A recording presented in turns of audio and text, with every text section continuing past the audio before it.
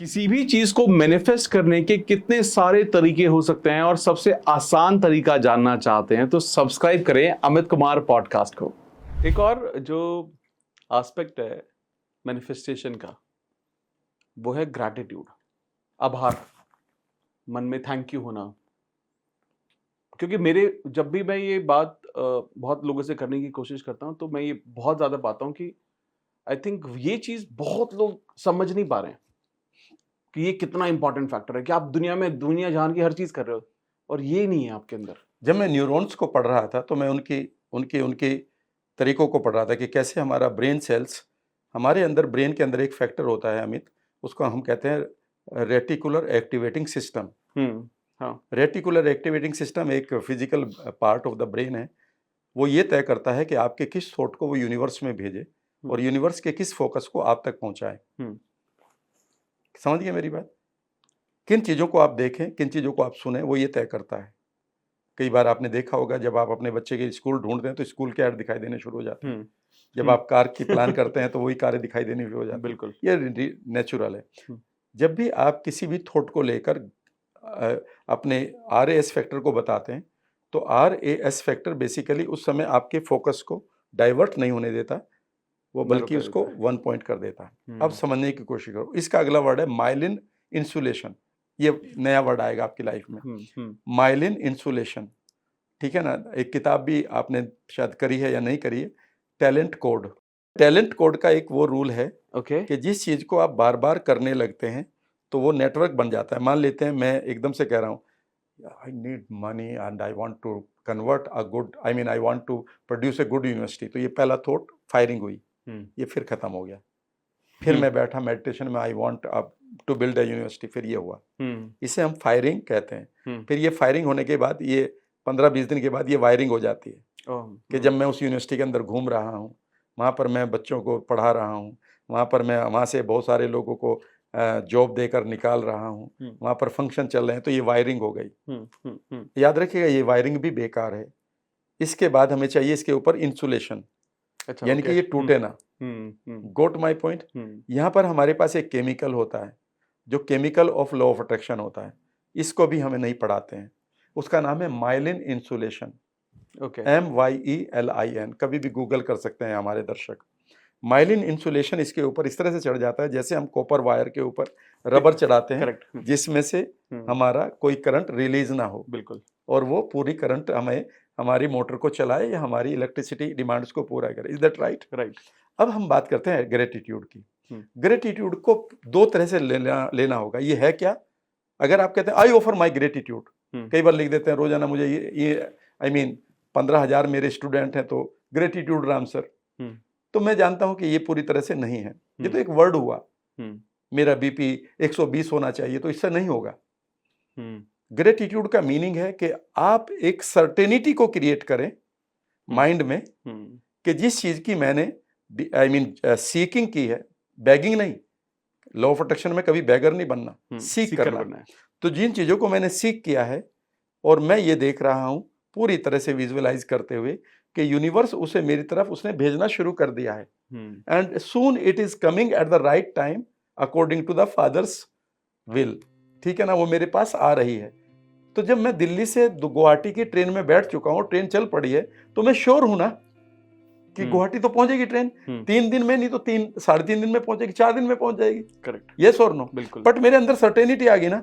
तो इस समय जब मैं ग्रेटिट्यूड करता हूं तो ये मैं हमेशा ग्रेटिट्यूड का रूल होता है कि आप एक सर्टेनिटी में जियो कि वो जिन चीजों को आपने डिमांड किया था, सीख किया था, वो यूनिवर्स ने भेजनी शुरू कर दी है और वो आपकी तरफ आ रही है और आप इस अनसर्टेनिटी में थैंक यू बोल रहे हो। जब आप इस सर्टेनिटी को बार बार करते हैं तो आपकी firing I feel that it is coming towards me and it is, कल सूरज निकलेगा ना मेरे और आपके लिए भी निकलेगा ना फ्रेंड्स, निकलेगा ना। कल भी हवा हमारे लिए बहेगी ना, बिल्कुल, पता है ना। पर कभी हमने इसकी सर्टेनिटी को जिया, जीते डेली हैं लेकिन कभी इसको एक्नॉलेज नहीं किया। लेकिन जब मैं कर रहा हूं कि ये मेरे लिए आ चुका है, the tomorrow son is coming for me, तो जब आप इसकी फायरिंग और ये वायरिंग हो गई, अभी भी काम नहीं होगा, फिर ग्रेटिट्यूड रखते रहिए and suddenly somebody has come. अरे यार तुम्हारे कुछ पैसे थे मेरी तरफ, वो 10 लाख रुपए ले लो यार अपने, एंड सडनली यू से थैंक यू वेरी मच, मुझे मालूम था ये आएंगे। ये नहीं कहेंगे अरे मुझे नहीं मालूम था, हमेशा ये आएंगे, ये क्यों नहीं आएंगे, it's my money and it will come eight the right time. And अब ये माइलिन होनी शुरू हो गई। तो ग्रेटिट्यूड आपकी माइलिन को स्ट्रॉन्ग करता है, क्योंकि और आपके पास कोई तरीका नहीं है। नहीं तो आपके दुनिया आपको रेफरेंस कहेगी, बड़े तुम तो प्रेयर कर रहे थे जाके हिमालय में, मिला क्या? आप यहाँ मिला तो कुछ नहीं, लेकिन आप जानते हैं मिलेगा। लेकिन आप एक सर्टेनिटी में जीते हैं। तो अगर आप जीवन में लॉ ऑफ अट्रैक्शन का आनंद लेना चाहते हैं तो सर्टेनिटी को एंजॉय करिए कि ये मेरे लिए होगा, कल मेरे लिए सूरज निकलेगा, मुझे मालूम है मेरी लाइफ में वो लोग आएंगे। और अगर किसी महीने मेरा अच्छा बैच नहीं बन रहा, मुझे मालूम है everything happens for a purpose. किसी चीज के लिए मुझे यूनिवर्स ने कहा कि अब इसको बंद कर, थोड़ी देर के लिए टेंशन में जा। जब भी टेंशन में जाते हैं आप एक नई चीज क्रिएट करते हैं। याद रखिएगा, लॉ ऑफ अट्रैक्शन का एक रूल बता रहा हूं मैं आपको। जब भी जीवन में आपके चलता हुआ काम बंद हो जाए, जब भी आपके सामने रोड ब्लॉक ऐसा है कि अब क्या करूं, जब भी आपकी लाइफ में एक ऐसी चीज आ जाए जिसको आपने एक्सपेक्ट नहीं किया था, समझ लीजिएगा यूनिवर्स आपको एक बड़ा मैसेज देना जा रहा है। इसको पढ़ना शुरू करिए। सारे मिरेकल्स याद रखिएगा अनएक्सपेक्टेड इवेंट के बाद आते हैं। यहीं पर लोग मर जाते हैं अधिकांश। मेरे साथ ऐसा क्यों हुआ? इसलिए हुआ कि यूनिवर्स तुमसे कुछ कहना चाह रहा है, तुम यूनिक हो। You are not just a human being. मुझे मालूम है, मुझे इस धरती पर बुलाया गया है, भेजा गया। मैंने बर्थ नहीं लिया, मुझे मालूम है। आप भी तो सोचिए कि मैं आपसे कह रहा हूं Amit, you are not here just to take some actions. आपको यहां सेलेक्ट किया गया था। बहुत सारी और भी आत्माएं रही होंगी, उनको पीछे करके पहले अमित को नीचे भेजना, पृथ्वी पर भेजना। You are selected by the universe. This earth invited you. जब आपको इतना बड़ा मौका मिला है तो फिर आप एक सर्टेनिटी में क्यों नहीं जीते हैं कि आप यूनिक हैं? एक्चुअली में अगर हर कोई ये सोच ले कि क्या special child of the God, तो आई थिंक वो सर्टेनिटी में एक्चुअली जीने लगेगा कि भाई कल सूरज निकलना है, चीजें मुझे मिलेंगी, और वो डिवाइन टाइमिंग है उसका। I need just have a faith. अगर आप इस चीज पे बिलीव करें ना, मैं आपको एक लास्ट पॉइंट बता रहा हूँ प्लीज, सबसे बड़ा। जब ऑब्जर्वर उस इलेक्ट्रॉन को प्रोड्यूस कर रहा है, रियलिटी को, समझ गए? याद रखिएगा, आप भी पहले इलेक्ट्रॉन थे इस यूनिवर्स में। किसी ने आपको कोलैप्स किया है, यानी कि इस बॉडी में बदला है। Might be 2 parents of yours. हो सकता है वो समाज ने उनको वैल्यू दी थी कि बेटा पैदा करो भाई या बच्चा पैदा करो। हो सकता है उस समय उन दोनों का विचार यूनिवर्स के साथ मिला हो। तो हम यहाँ पर कुछ दिन के लिए आए हैं एक वस्तु की तरह, लेकिन वस्तु वर्ड अच्छा ठीक नहीं है, ठीक है ना, क्योंकि हम वस्तु के परे हैं। हम सोच सकते हैं, जो ड्रीम हम कर सकते हैं वो एक पशु नहीं कर सकता। वो अपनी सिर्फ और सिर्फ पशु के 2 डिमांड होती है, सर्वाइवल और मेटिंग, यानी कि वो अपनी फैमिली को बढ़ाते हैं और वो सर्वाइव करते हैं। हम इसके परे भी जाते हैं। और अगर हमारे पास यही 2 डिमांड है जो आजकल मैं देख रहा हूँ कि किसी तरह से पैसा कमाओ और बस किसी को अट्रैक्ट कर लो, तो याद रखिएगा आप पशु से ज़्यादा नहीं है। पशु के परे जाने का मतलब है कि आप कंट्रीब्यूट करें। याद रखिएगा, मैं और आप यहाँ पर इलेक्ट्रॉन ही थे पहले कहीं इस यूनिवर्स में। किसी ने हमें कोलैप्स किया है और हम यहाँ कुछ समय के लिए आए हैं। और हमारा काम है कि जैसे ये माइक अपना काम कर रहा है, हमें अपने काम को ढूंढना है। और वो जो काम को ढूंढना है उसी का नाम पर्पस ऑफ लाइफ है। तो जब हमें यहाँ कोलैप्स किया गया है, तो इस मोमेंट को मैं किसी के लेग पुलिंग से, किसी क्रिटिसिज्म से, किसी गालियों से क्यों सुनूं?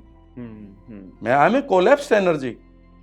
जब आप फिजिक्स में पढ़ रहे हैं ना, कोलैप्स ऑफ द वेव, तो we are also wave, we were wave, now we have been collapsed into particle.